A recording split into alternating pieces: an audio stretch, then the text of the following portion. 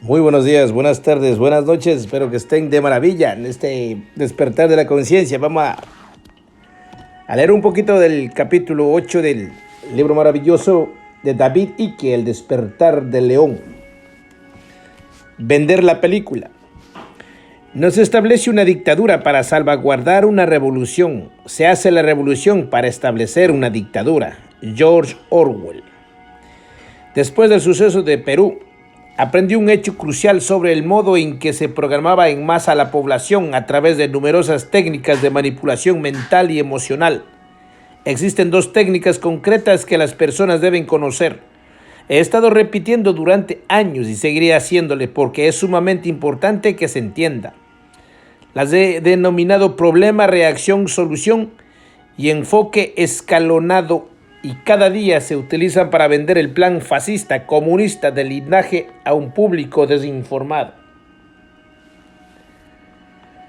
El doctor Richard Day, sionista Rothschild, estaba bastante en lo cierto cuando en 1969 dijo a los médicos de Pittsburgh: todo tiene dos propósitos. Uno es el aparente propósito que hace que sea aceptable para la gente, y el segundo es el verdadero propósito que se acerca a los objetivos de establecer un nuevo sistema. Estas líneas describen a la perfección el motivo de la técnica que he nombrado: problema, reacción, solución.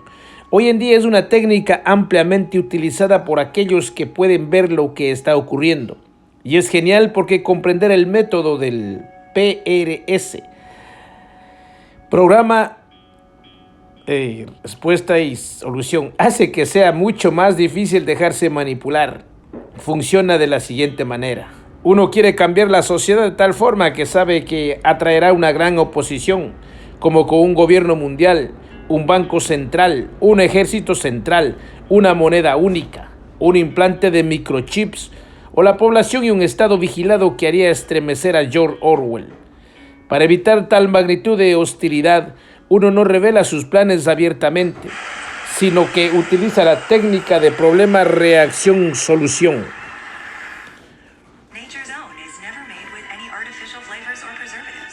Ya saben, ahí pues siempre ponen sus cosas para tratar de...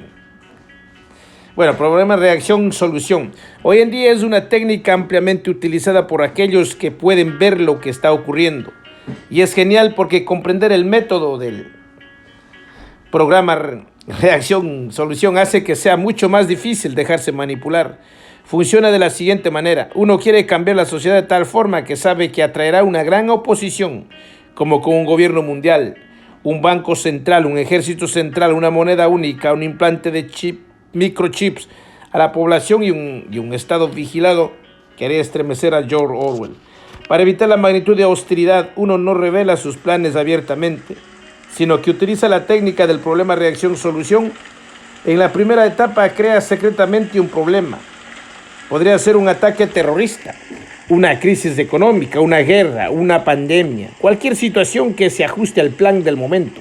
En la siguiente etapa comunica a la sociedad a través de unos patéticos medios de comunicación incuestionables, propiedad de los linajes, la versión del problema que quiere que ésta crea. Por ejemplo, que 19 secuestrados árabes que apenas sabían pilotear en Cessna de un motor de pronto desarrollaron, como Trinity en Matrix, la capacidad de pilotar aviones de pasajeros con una extraordinaria habilidad el 11 de septiembre. No tenemos por qué preocuparnos de que los medios de comunicación cuestionen nueva versión, por muy improbable que sea, porque se limitarán a repetir lo que decimos sin cuestionar, y lo mismo hará el resto del público. Entonces la sociedad reaccionará con miedo e indignación y exigirá que se deben tomar medidas. Lo que no comprende el público en general es que la fuerza que está secretamente detrás del problema es la misma fuerza que ofrece las soluciones, que resulta que solo sirven para acercarse al plan de centralizar poderes y control. Por eso describo la versión oficial de los acontecimientos y del mundo como si se tratara de la película. Es una historia engañosa para ocultar lo que realmente ocurre y dónde nos dirigimos. La película que vemos y oímos cada día en las noticias de la televisión, la radio y los periódicos solo tiene la función de presentar falsas explicaciones para los eventos nacionales y mundiales que ocultan el verdadero significado y sus motivos. Prácticamente ningún periodista, excepto aquellos que responden directamente a los linajes, tienen la menor idea del rol que desempeña en este progreso diario de la técnica del problema reacción-solución. Son tan ignorantes como cualquier otra persona. En realidad, muchas veces lo son todavía más. Existe también otra versión del problema reacción-solución que denomino no problema reaction-solución. Con este, uno ni siquiera necesita un verdadero problema, sino solo que el público lo perciba. Este método es el que se utilizó a las mil maravillas antes de la invasión de Irak en el 2003, que ordenaron en nombre de sus maestros ocultos, los títeres de los Rothschilds, George W. Bush y Tony Blair. Ambos tienen los defectos esenciales de servir al conciliábulo y cosechar las recompensas económicas. No tienen ningún tipo de conciencia y podrán mentir por el universo. Si en el discurso de Blair aparece alguna vez una verdad a media, se trata de un error de mecanografía. El asesor de publicidad de Blair en aquella época, el matón y mentiroso de Alastair Campbell, es todavía peor. Si alguna vez dice una verdad a medias, exige una investigación interna. Todos sabían que Saddam Hussein no era ninguna amenaza, y el experto británico en inspección de armas, el Dr. David Kelly, que tenía una amplia experiencia en la capacidad de los misiles de Irak, fue asesinado en el periodo previo a la guerra para terminar con la posibilidad que ofrecía de sacar a la luz las mentiras que justificaban la invasión. Las infinitas contradicciones de la historia oficial del suicidio de Kelly tienen una explicación simple. No fue un suicidio.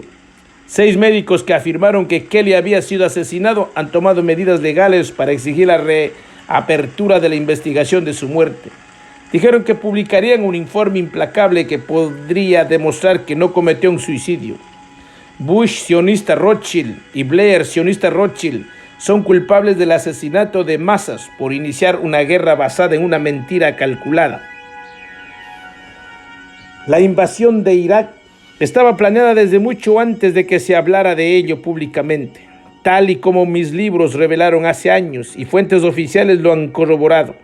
Las armas de destrucción masiva fueron un no problema, reacción, solución para justificar ante el público la matanza y destrucción que le siguió. Tony Blair ahora viaja por todo el mundo recibiendo generosos honorarios de JP Morgan Chase, de los Rothschilds, por charlas y consejos irrelevantes. He oído que también ha creado su propia empresa, Souls for Sale, Inc. Eso quiere decir almas para la venta. Es una lástima que no tenga alma propia para vender. Irak ha pedido más de 1 millón de vidas a raíz de las mentiras de Bush y Blair para justificar la invasión, y su pueblo todavía vive un terrible sufrimiento. Las mujeres de la ciudad de Fallujah temen tener hijos al oír decir, a petición de la ONU, el número creciente de niños que nacen deformados sin cabeza, con 2 cabezas, con un ojo en la frente, con el cuerpo escamado o sin extremidades. Los niños de Fallujah sufren horrorosos cánceres y leucemias a raíz del uranio empobrecido que se halla en las armas de los ejércitos británico y estadounidenses enviados allí por Bush y Blair. En septiembre del 2009, el Hospital General de Fallujah tenía 170 bebés recién nacidos, el 24% de los cuales murió durante los primeros 7 días, y sorprendentemente 75% de los fallecidos estaban deformados. En los 2002, antes de la invasión, las cifras mostraron que 530 bebés recién nacidos, 6 murieron en una semana y solo 1 estaba deformado. Los médicos también han dicho que incluso un número significativo de bebés que sobreviven empieza a desarrollar graves discapacidades en una etapa posterior.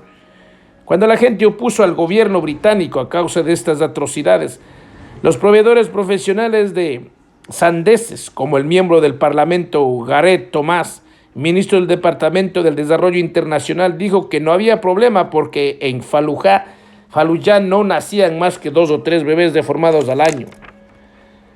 Al sumo es una marioneta que repite las palabras de la burocracia.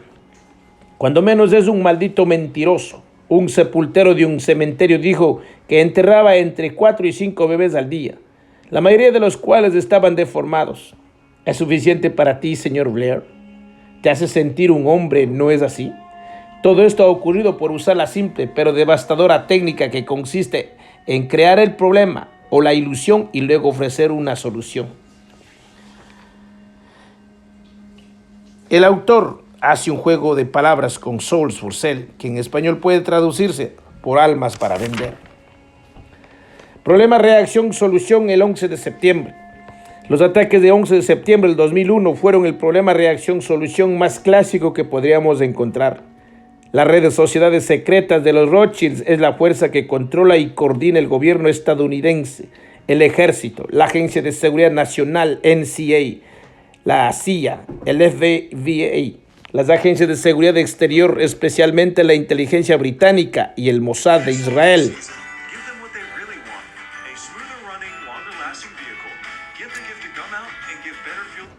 El espacio aéreo y las empresas de alta tecnología. Los linajes planearon y llevaron a cabo las atrocidades del 11 de septiembre. A través de estos, finalmente, de la red y de muchos otros, fue un problema del cual se culpó falsamente a los terroristas árabes y que llevó la solución, la guerra contra el terrorismo, las invasiones de Afganistán e Irak y la exposición de las leyes e imposiciones al estilo del Orwell, que desde el 2001 han llevado tan rápidamente al estado policial mundial. La conspiración mundial no estaría tan cerca de lo que lo está hoy en día sin la justificación del 11 de septiembre y de la amenaza del terrorismo. Por ese mismo motivo, la red de linajes atacó las Torres Gemelas con aviones dirigidos por control remoto, una técnica que es pan comido, tal y como podemos ver en aviones como el Global Hawk de los Estados Unidos. Tiene la envergadura de un 737 y vuela por todo el mundo sin piloto. Figura 56. Muchas veces oímos en las noticias que constantemente se utilizan aviones teledirigidos de vigilancia en lugares como Afganistán y Pakistán para husmear tras las líneas enemigas o lanzar bombardeos. En mi libro titulado Alice in Wonderland, en The World Trade Center Disaster, Why the Official Story 9/11 is a Monumental Lie. El Alicia en el País de las Maravillas, en el World Trade Center, desastre, la historia oficial englobense y la mentira monumental.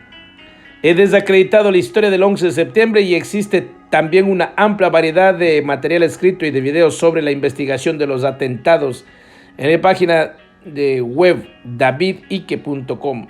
El derrumbamiento de las Torres Gemelas se dirigió de forma remota para garantizar el máximo impacto en la psique colectiva, preparándole para las soluciones que aguardaban. Si alguien cree que eso no es posible, debería echar un vistazo a los documentos de la operación Northwoods que salieron a la luz en el 2001. Véase de David Icke Guide to the Global Conspiracy. James Bamford, un antiguo director de investigación para la ABC Televisión, lo hizo públicos 4 meses antes del 11 de septiembre en un libro titulado Body of Secrets, Cuerpo de Secretos. Estos documentos oficiales detallan un plan elaborado en la década de 1960 por los jefes del Estado Mayor del Pentágono, liderados por Lyman Lemminster, el presidente y general del ejército, para instigar una campaña de ataques terroristas de los cuales Castro sería el culpable a fin de justificar una invasión de Cuba. Bamford escribe: el plan, que tenía la aprobación del presidente y de todos los miembros del Estado Mayor conjunto, exigieron el asesinato de personas inocentes en las calles de Estados Unidos, el naufragio de buques en alta mar que transportaban refugiados de Cuba, el inicio de una ola de terrorismo en Washington, D.C., Miami y otros lugares. Incriminarían a personas por bombardeos que no habían cometido, secuestrarían aviones con el uso de pruebas falsas, echarían la culpa a Castro, ofreciendo así a Lemminster y su conciliábulo, y también al público y al respaldo internacional, el pretexto necesario que necesitaban para iniciar su guerra. La operación Northwoods incluso incluía el uso de aviones teledirigidos por control remoto. Eso fue 40 años antes del 11 de septiembre. Un plan era convencer a la gente de que Cuba había abatido a un piloto civil en un vuelo charter de Estados Unidos a Jamaica, Guatemala, Venezuela o Panamá. Seleccionarían el destino para que la ruta pasara por Cuba. El verdadero avión, en realidad un avión de la CIA, transportaría pasajeros seleccionados que habrían embarcado con alias cuidadosamente preparados y despegaría de un aeropuerto civil al sur de Florida lo sustituirían por un avión dirigido por control remoto y así volaría sobre Cuba. Enviaría un código de peligro y sería destruido por señales de radio. El avión original aterrizaría en una base de las Fuerzas Aéreas, donde los pasajeros ficticios serían posteriormente llevados a sus casas. James Bamford cita los documentos Norwood en su libro Body of Secrets. En la base de Elgin pintarían y numerarían un avión a fin de crear un duplicado exacto de un avión civil registrado perteneciente a una organización de la CIA en la región de Miami. En el momento pactado sustituirían el duplicado por el verdadero avión civil y en él embarcarían los pasajeros seleccionados, todos ellos con alias cuidadosamente preparados.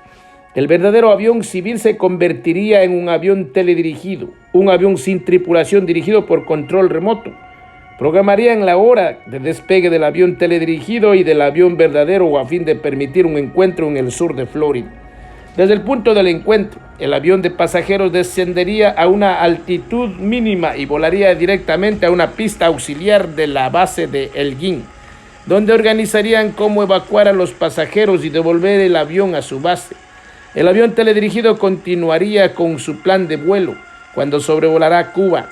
El avión teledirigido emitirá un mensaje de socorro en la frecuencia de peligro internacional en el que declararía el ataque de un avión cubano MiG.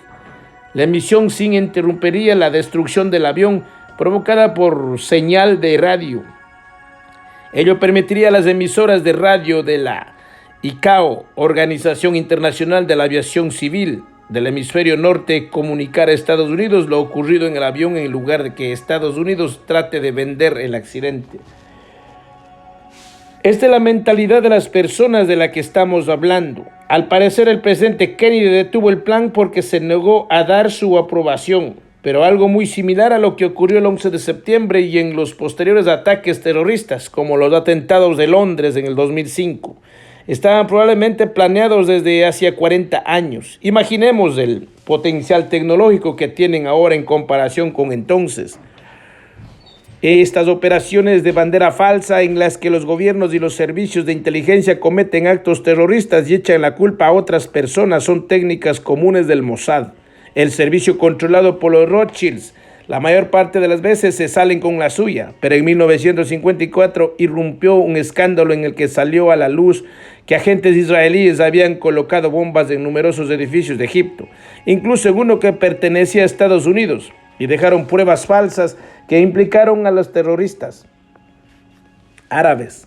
Una de las bombas explotó demasiado pronto y alcanzó a un terrorista, lo cual llevó a la explosión de una operación de espionaje del Mossad en Egipto. Los agentes del Mossad trabajan en todos los países de interés de los Rothschilds, y especialmente en Norteamérica y Europa. Mohamed Atta, el supuesto secuestrador líder del 11 de septiembre, traficaba con drogas para la CIA en el Venice Municipal Airport de Florida, donde muchos de los secuestrados se entrenaron. Véase de David E. Guide to the Global Conspiracy. Él y los demás acordaron asumir la culpa cuando no tuvieron nada que ver.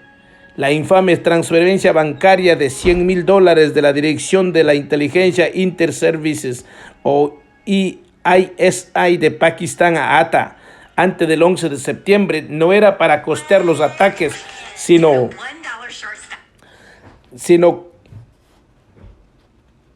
para costear los ataques que afirmaba que formaba parte de las operaciones de narcotráfico en la que estaba implicado el ISI, que no es sino la filial pakistaní de la CIA.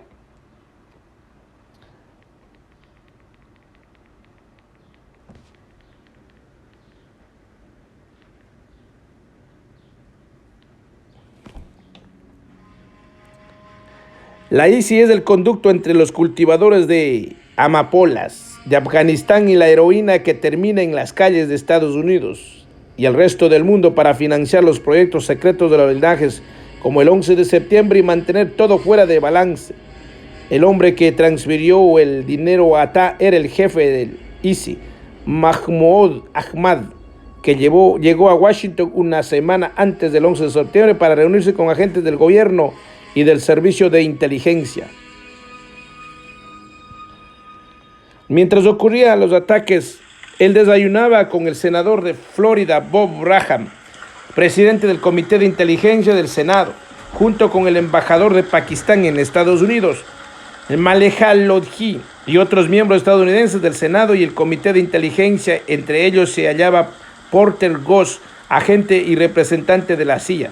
Fueron Graham y Goss quienes posteriormente compresidieron la investigación conjunta de la Casa Blanca y el Senado, que, por supuesto, respaldó la historia oficial de los atentados del 11 de septiembre. Huellas dactilares de los Rothschilds. Todos los sionistas Rothschilds están involucrados en los atentados del 11 de septiembre.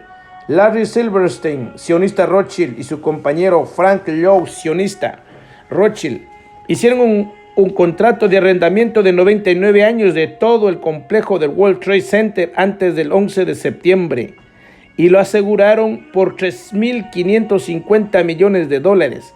Después de los ataques, reclamaron el doble de esa cantidad.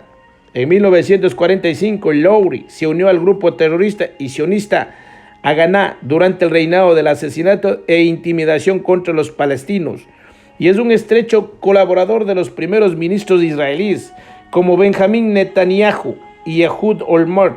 Silverstein, a quien podemos ver en la figura 57, también ha sido amigo íntimo de Netanyahu. Ariel Sharon, primer ministro en el momento de los atentados, y del ministro de Defensa de Ehud Barak, que ordenó el asesinato masivo de palestinos en Gaza en 2008 y 2009.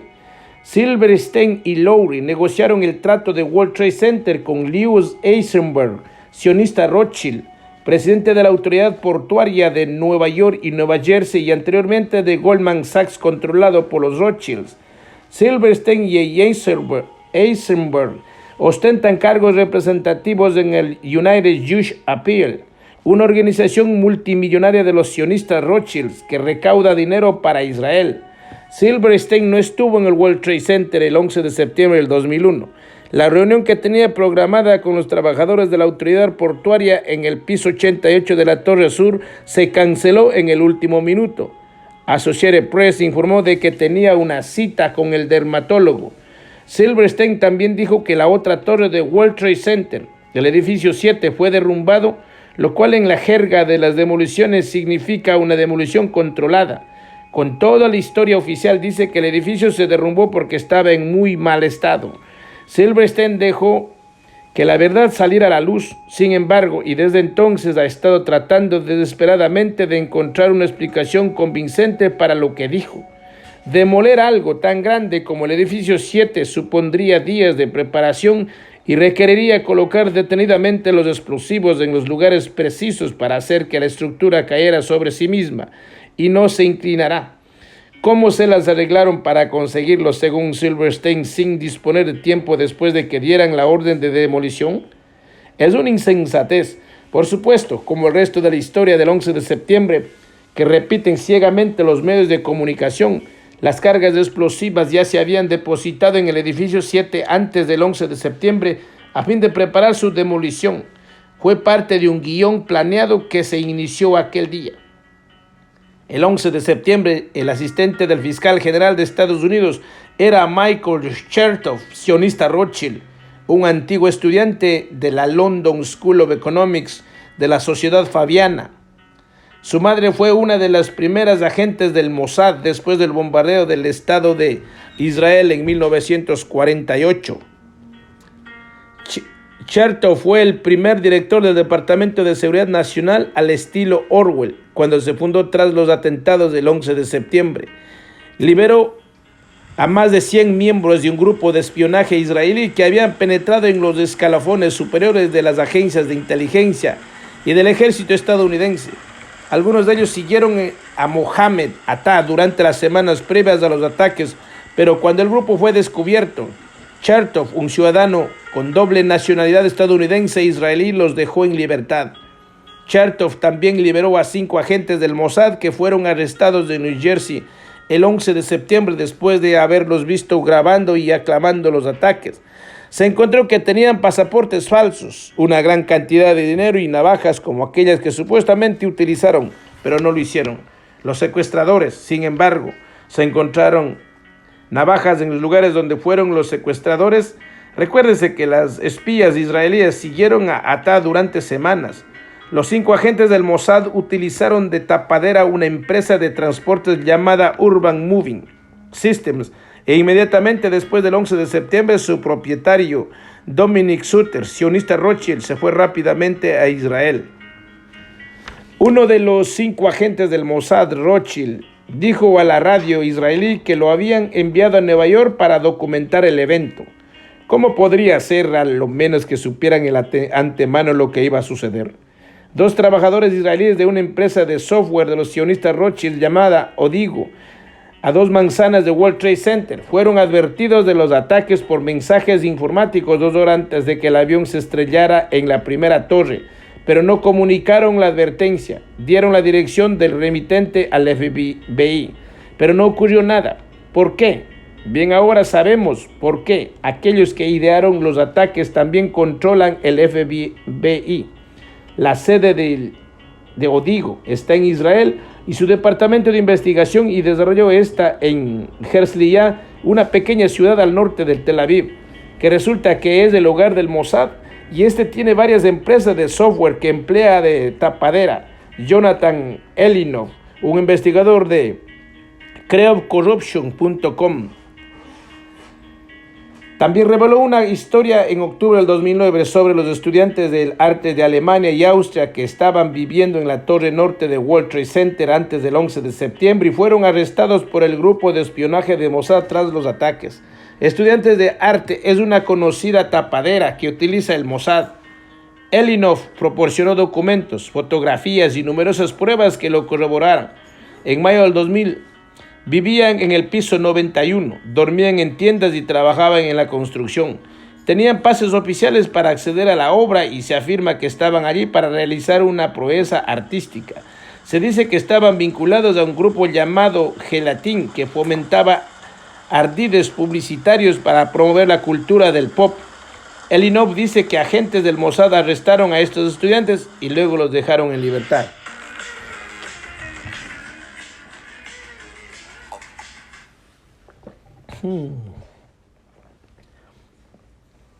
Neoconservadores Rothschild. Los neoconservadores que controlaron la administración de Bush eran casi todos sionistas Rothschilds. Personas como Richard Pearl, Paul Wolfowitz, Dov Zakheim, Douglas Feith, John Bolton y Lewis Levy.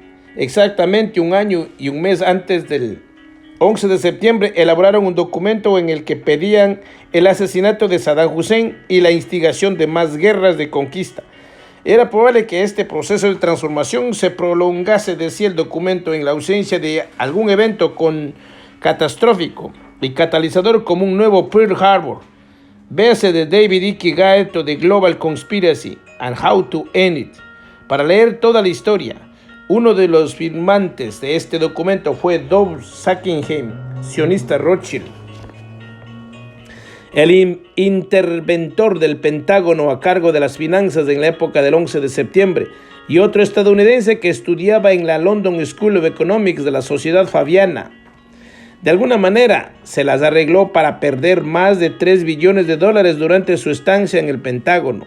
En el 2004 se hizo pública la suma de $1 billón cuando a Zakheim le permitieron dimitir, pero 3 años antes, bajo vigilancia de Zakheim, el secretario de Defensa Donald Rumsfeld anunció el día antes del 11 de septiembre que no podía dar cuenta de otros $2,3 billones.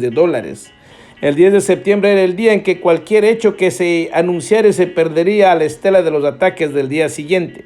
Muy oportuno, Don. ¿Es una simple coincidencia? Por supuesto. No habría pensado que la carrera de Zakheim terminaría después de perder $3 billones, pero no. Después de todo, estaba haciendo lo que estaban mandando.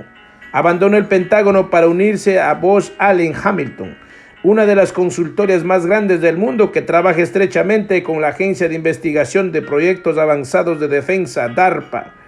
La rama de investigación del Departamento de Defensa es una organización sumamente siniestra y no será la última vez que la mencione en este libro. Otro cliente de Booz Allen Hamilton fue en Bliss Relief, una organización benéfica que se ha relacionado con Osama Bin Laden. En otras palabras, vinculado con la CIA, porque Bin Laden era su tipo. Zach Haim es un rabino ordenado y un ciudadano israelí estadounidense que proveó a Israel de una selección de aviones de combate F-15 y F-16 a muy bajo coste, puesto que los clasificó de excelente militar. Así es como Israel logró tener la mayor flota F-16 después de Estados Unidos.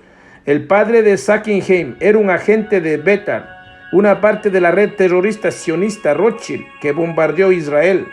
¿Para quién crees que trabajó realmente Zach Haim en calidad de director de las finanzas del Pentágono entre el 2001 y el 2004? Zach Haim también era director ejecutivo de una empresa encargada de la tecnología para aeronaves dirigidas por control remoto.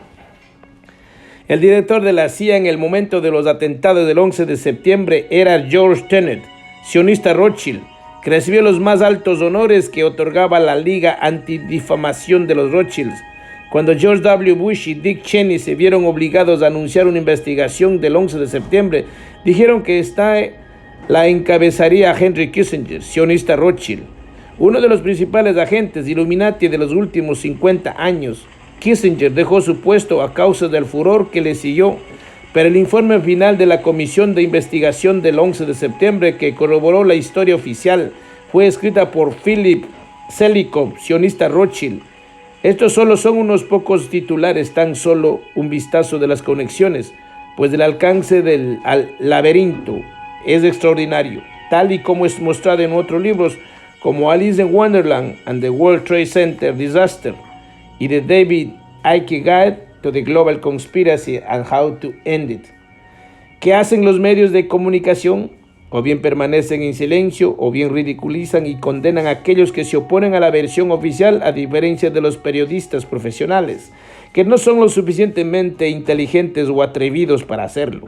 El anterior presidente de Italia, Francesco Cossiga, dijo en el 2009 que los ataques del 11 de septiembre los organizaron el Mossad y la CIA. Cossiga fue presidente de Italia desde 1985 hasta 1992. Dijo que los servicios de inteligencia de Estados Unidos y Europa sabían que los fatídicos ataques estaban planeados y fueron realizados por el Mossad con ayuda de los sionistas a fin de acusar a los países árabes y de provocar que los poderes occidentales tomaran parte en Irak y Afganistán.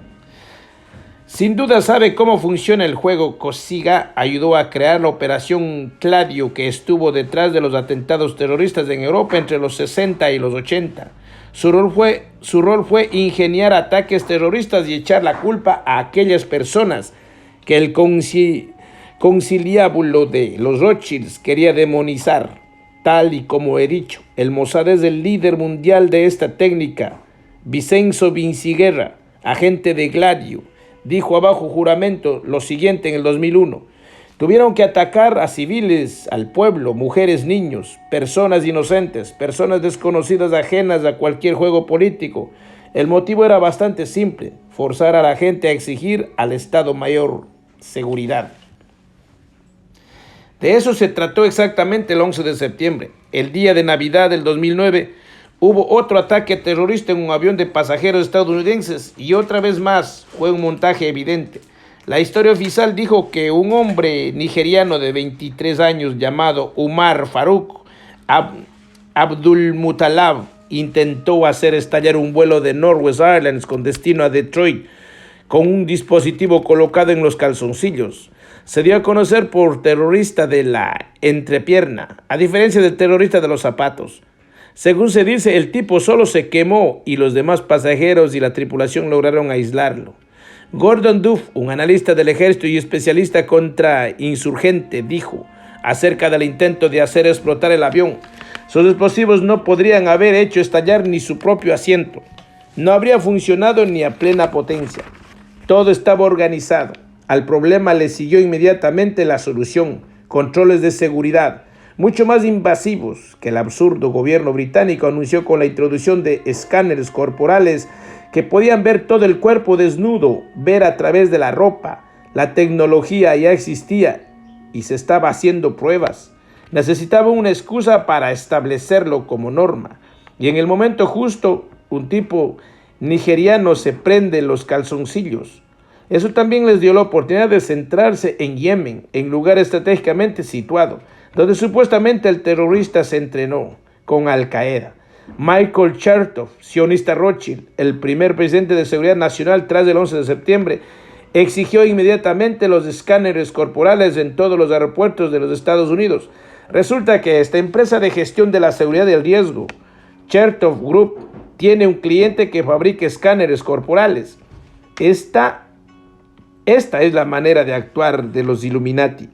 Implantan su plan de control del mundo, pero siempre sacan provecho económico de ello.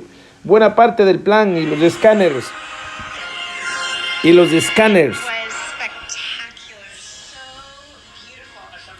Resulta que la empresa de gestión de la seguridad del riesgo Chertoff Group tiene un cliente que fabrica escáneres corporales. Esta es la manera de actuar de los Illuminati. Implantan un plan de control del mundo, pero siempre sacan provecho económico de ello. Buena parte del plan de los escáneres es despojar literalmente a las personas de su dignidad y del respeto por sí mismas. El documento que he nombrado Confecciones de un satanista en el apéndice 2 describe cómo utilizar la degradación de sus víctimas como ritual para proporcionarse poder a sí mismos y a sus deidades. Los escáneres irradian a los pasajeros y aquellos pasajeros frecuentes sufrirán graves problemas de salud, entre ellos esterilización en función de los acuerdos de seguridad de cada aeropuerto. También es posible que algunos pasajeros sufran radiaciones varias veces en un mismo día en un viaje que suponga diferentes cambios de aeronave. El plan es utilizar también escáneres móviles en las calles y la policía holandesa ha anunciado que desarrollando un escáner móvil que vería a través de la ropa y buscaría ocultar a la Transport Security Administration, TSA de Estados Unidos, engañó a los medios de comunicación y la gente al decir que los escáneres corporales no podían guardar, almacenar ni transmitir las imágenes que tomaban.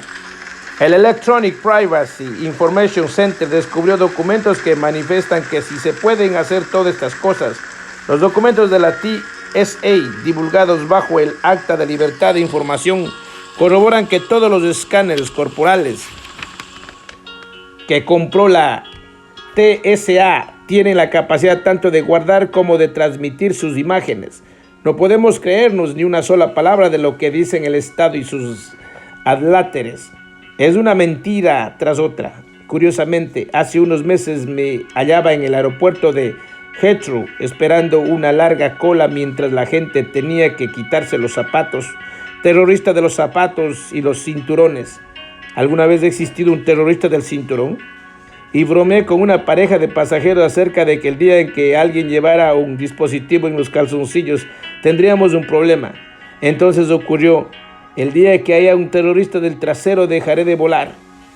Resulta que el padre del terrorista de entrepierna, Al-Haji Umar Mutalab, es expresidente del First Bank y ex miembro de la Comisión Federal de Desarrollo Económico.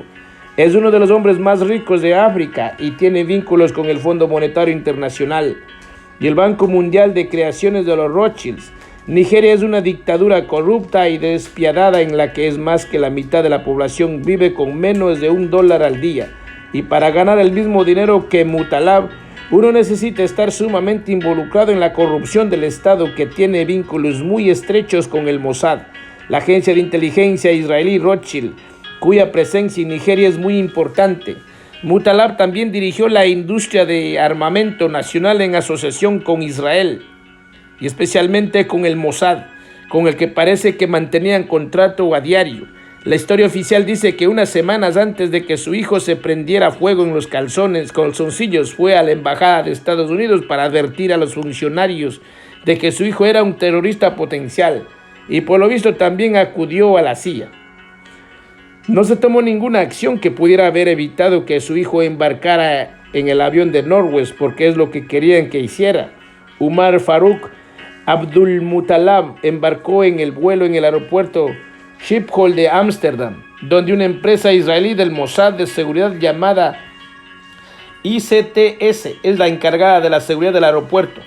Su directiva responsable está compuesta por exfuncionarios de seguridad israelíes.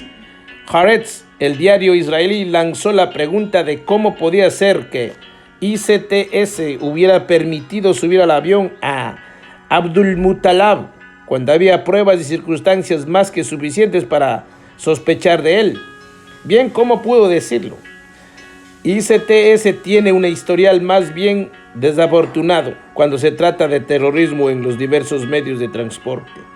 Es la misma empresa que operaba en los aeropuertos cuando ocurrió el 11 de septiembre, cuando ninguna cámara importante de videovigilancia estuvo disponible, y la que se encargaba de la seguridad del metro y los autobuses de Londres, cuando se produjeron los atentados en el 2005, los llamados ataques del 7J, cuando no funcionaban las cámaras de videovigilancia.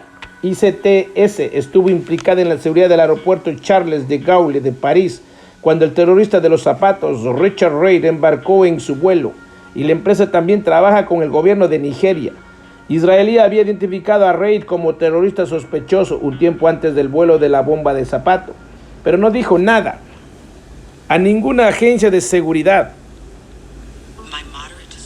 británica, estadounidenses, ni de otro lugar, y luego dejó que embarcara un vuelo a París con destino a Estados Unidos.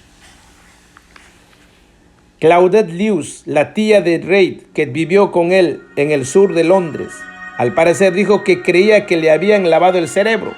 El investigador estadounidense Wayne Madsen, que trabajó para la Agencia de Seguridad Nacional de Estados Unidos, NSA, dijo que sus fuentes habían corroborado que la CIA, el Mossad y la Research and Analysis Wing Row de la India organizaron la operación del terrorista de la entrepierna.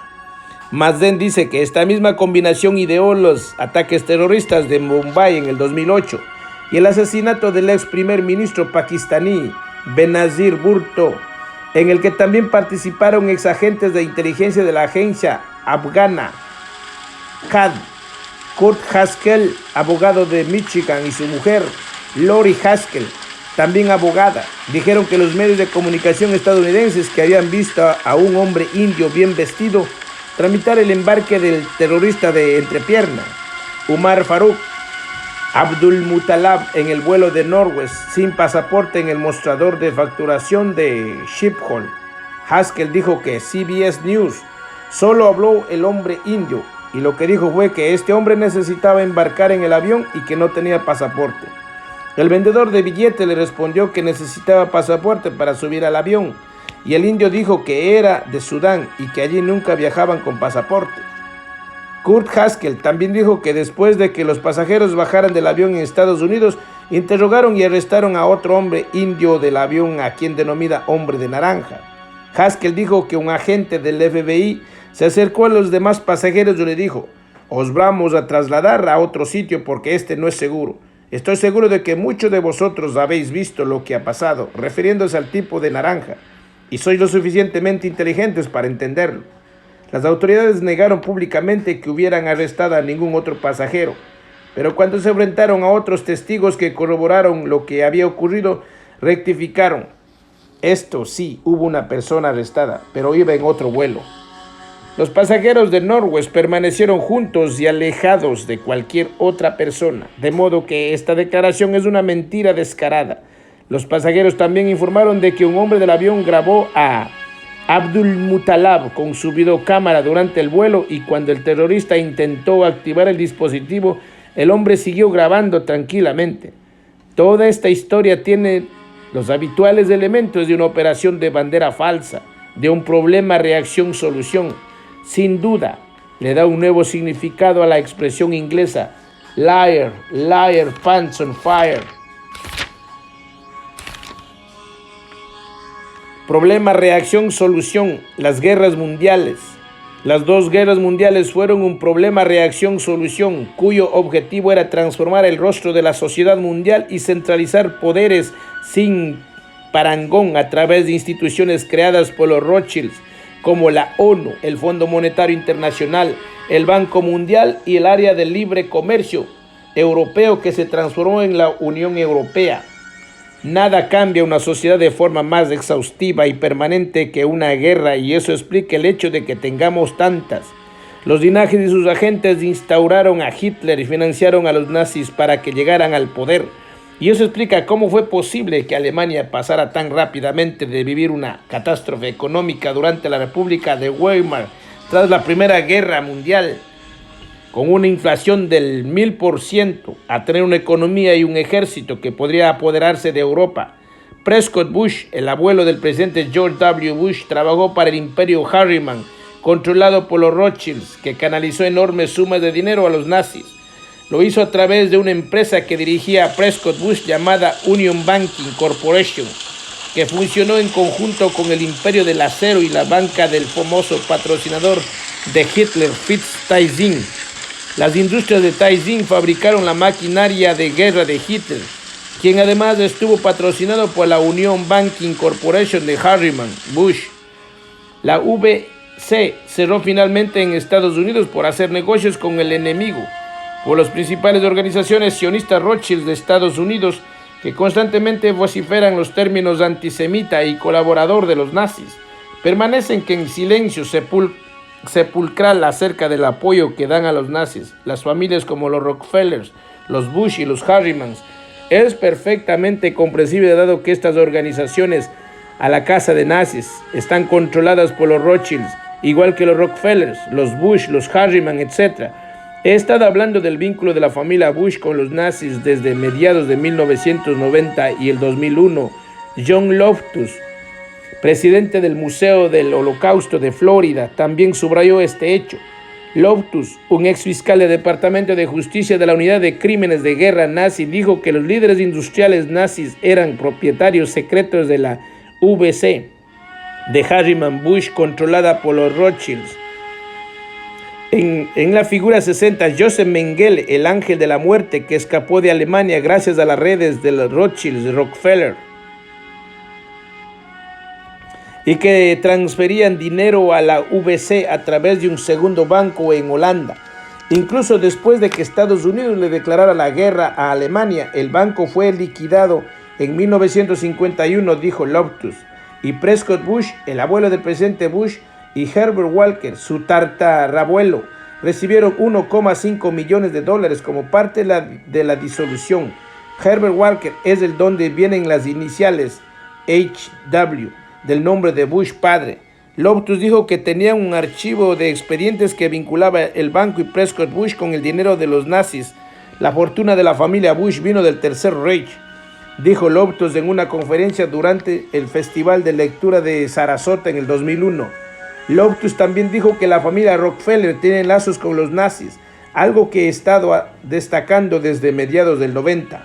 La familia Rockefeller, controlada por los Rothschilds, financió la obra de Ernest Rudin, el higienista racial más famoso de Hitler. En el Instituto Alemán de Eugenesia, Antropología y Heredabilidad Humana del Kaiser Wilhelm, otros médicos nazis llevaron a cabo crueles y despiadados experimentos con personas vivas, y uno de los más destacados fue Joseph Mengele, el ángel de la muerte. Posteriormente realizaría indecibles experimentos de genética y control mental con las víctimas de los campos de concentración. La figura 60. El escritor e investigador de Anton Chaikin dice que el Instituto de Wilhelm entregaban partes del cuerpo a Joseph Mengele, Otmar Birchwell y a otros supeditados a los Rockefellers.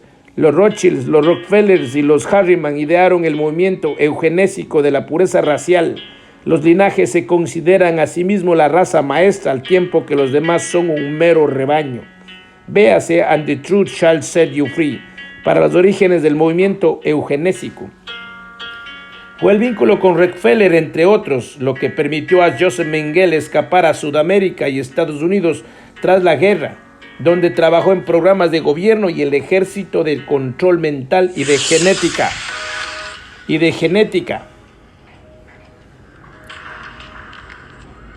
Con el nombre del Dr. Green, los Rothschilds han estado ingeniando siempre. Han creído que servían a su país y la mayoría sigue creyéndole. En realidad, han estado sirviendo a las empresas de los Rothschilds y los Rockefellers, que tratan de destruirlo. El general estadounidense Smedley Butler lo expuso de un modo brillante y valiente en su libro War is a Rocket, escrito en 1935. Tras su prolongada experiencia personal, escribió lo siguiente: estuve al servicio del ejército durante 33 años y 4 meses, y durante este periodo pasé la mayor parte de mi tiempo trabajando de culturista de clase alta para el gran capital, para Wall Street y los banqueros. En pocas palabras, era un mafioso, un matón de capitalismo, cartelismo. En 1994 contribuía a la seguridad de México, especialmente de Tampico, para los intereses petroleros de Estados Unidos.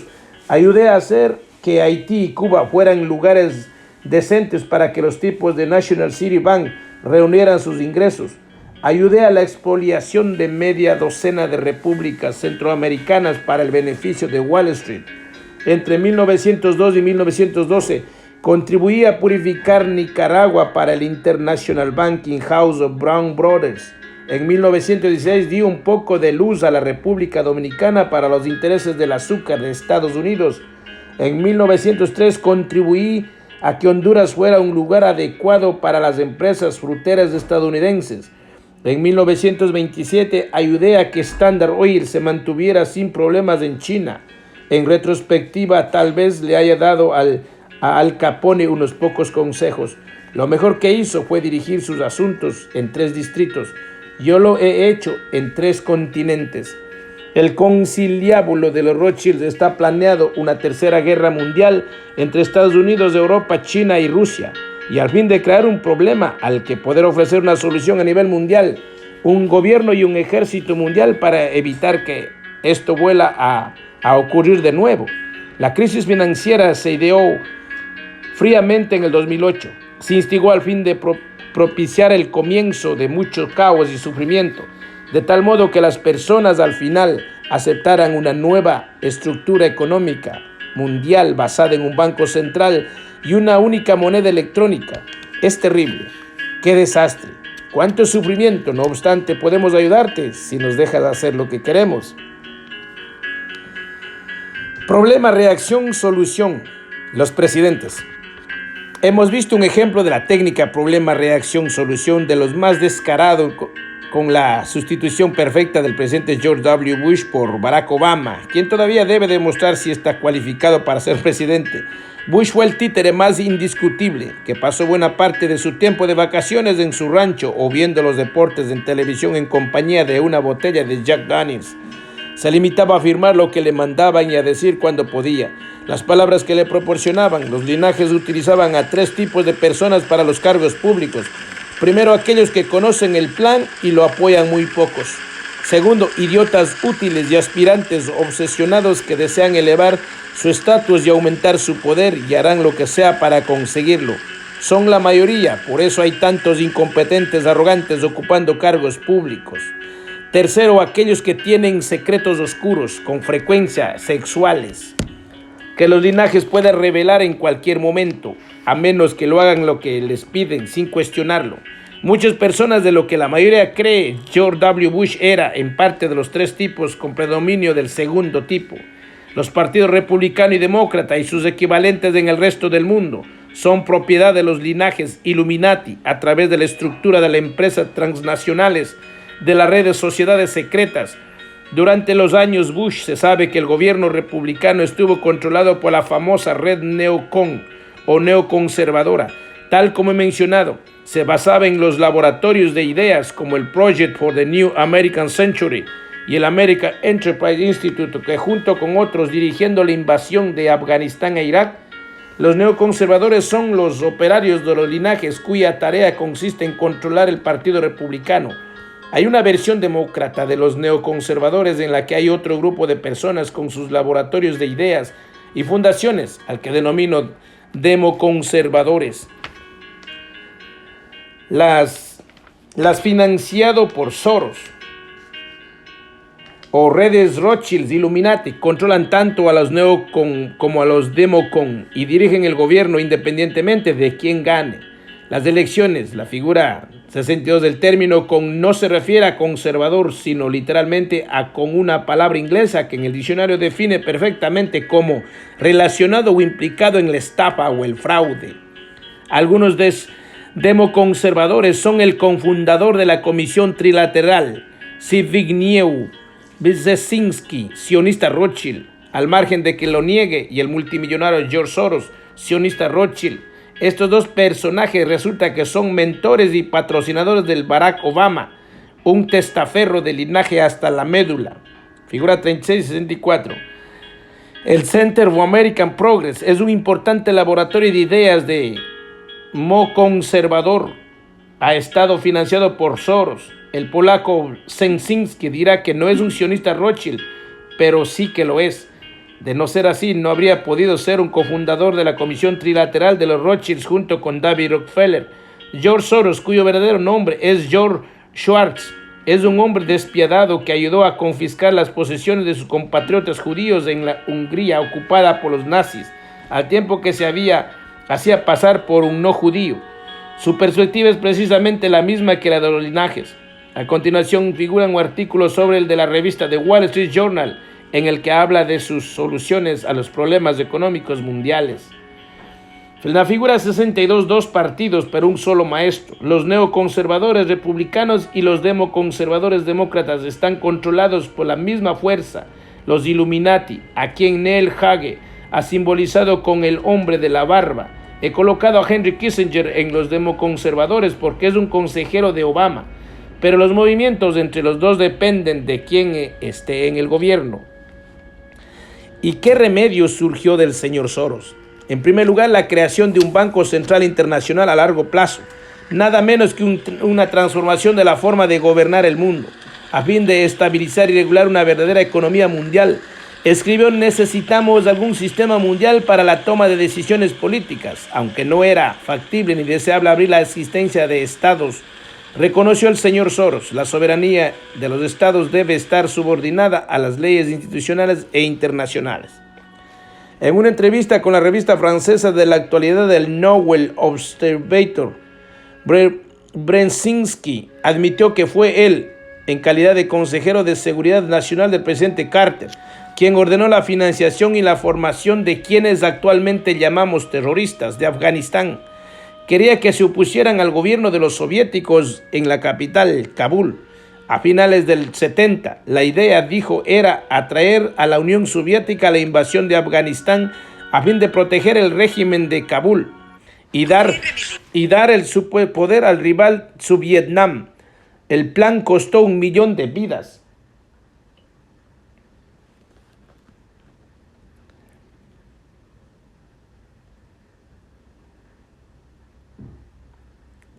Un millón de vidas afganas durante la ocupación soviética entre 1979 y 1989, una consecuencia que no supone ninguna molestia. A Brzezinski, sus defectos de la libertad afganos se darían a conocer por mujahidines,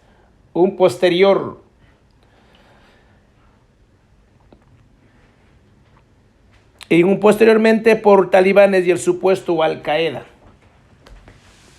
Esta es la mentalidad de Brzezinski, un importante jugador detrás de las antiguerras, sí seguro de Barack Obama, el testaferro de la resistencia a la ocupación soviética de Afganistán, Osama Bin Laden, el títere de la CIA y miembro de la familia real saudí.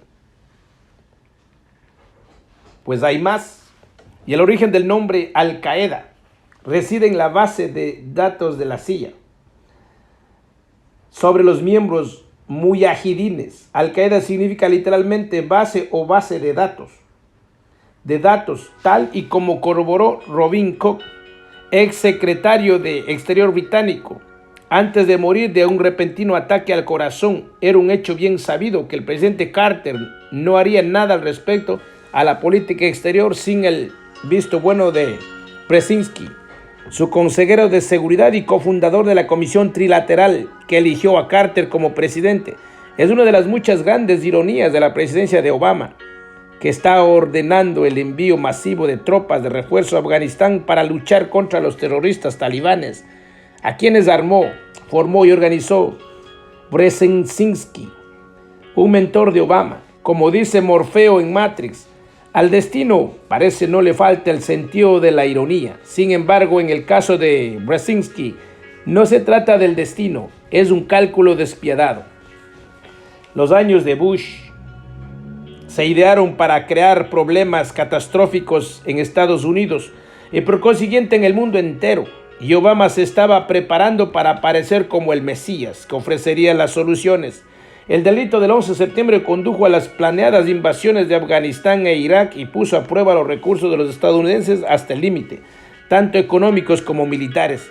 A lo largo de los gobiernos de Reagan, Bush, padre Clinton y Bush hijo, se fueron eliminando los controles y los balances del sistema financiero hasta que se convirtió en una pelea tan grotesca que hizo que el comedero de un cerdo pareciera un banquete real.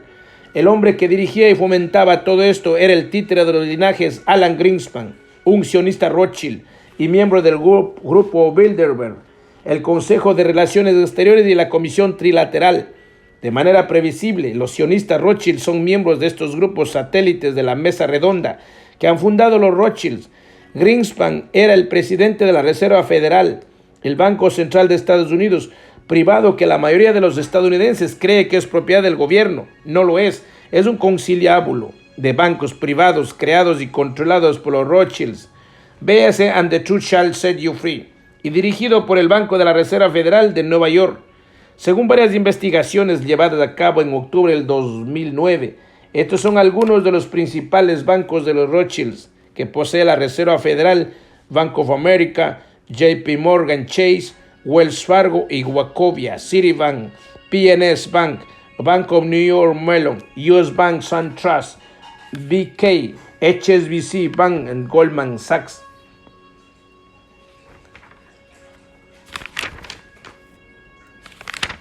Pues hay mucho más que buscar, mis queridos compatriotas, que nos gusta la libertad. En este libro maravilloso, pues seguiré compartiendo un poco más. En El Despertar del León, pues seguimos más adelante, un poquito más. Bye.